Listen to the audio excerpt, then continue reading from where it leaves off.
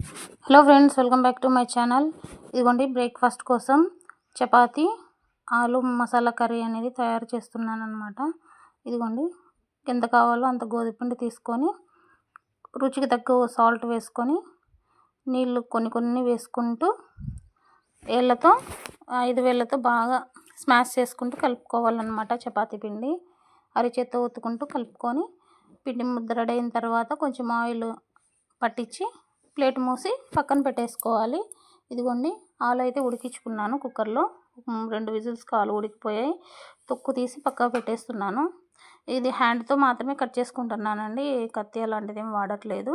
Okay, ఇదిగోండి చిన్న ముక్కలుగా కట్ చేసుకుంటే కొంచెం బాగుంటుందన్నమాట. అన్నం లేక కూడా బాగుంటుంది అనేసి స్టవ్ మీద కడాయి పెట్టి కడాయి హీట్ అవ్వగానే ఒక 3 టేబుల్ స్పూన్లంత ఆయిల్ వేసి పోపు దినుసులు వేసి కొంచెం ఫ్రై అయిన తర్వాత ఎర్రగడ్డలు వేసి కొంచెం ఫ్రై చేసుకున్న తర్వాత కరివేపాకు అలా వేసి ఒక 2 నిమిషాలు ఫ్రై అయిన తర్వాత కొంచెం సాల్ట్ వేస్తున్నానండి. సాల్ట్ పసుపు వేసి ఫ్రై చేసుకుంటున్నాను. పచ్చివాసన పోయేంత వరకు ఫ్రై చేసుకుంటే బాగుంటుంది. అలాగే టమోటాలు వేసి ఫ్రై చేసుకుంటున్నాను. కొంచెం కొబ్బరి పొడి, ఒక 3 టేబుల్ స్పూన్లంతా పల్లి పౌడర్ వేస్తున్నానండి. ఇది కొంచెం హైలైట్ అన్నమాట.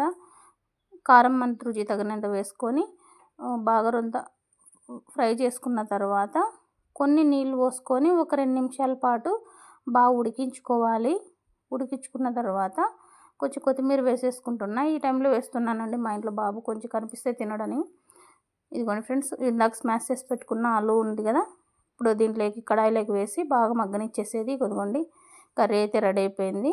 ఇప్పుడు చపాతీ ముద్ద పిండి ముద్ద తీసుకొని ఇదిగోండి హ్యాండ్తో బాగా ఒత్తేసుకొని చపాతీ అనేది చేసుకోవాలి. ఇదిగోండి ఆయిల్ పట్టిస్తూ చపాతీ అనేది చేసుకొని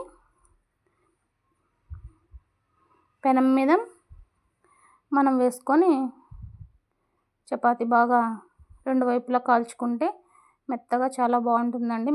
సాయంత్రం వరకు కానీ చపాతీలు మెత్తగానే ఉంటాయి.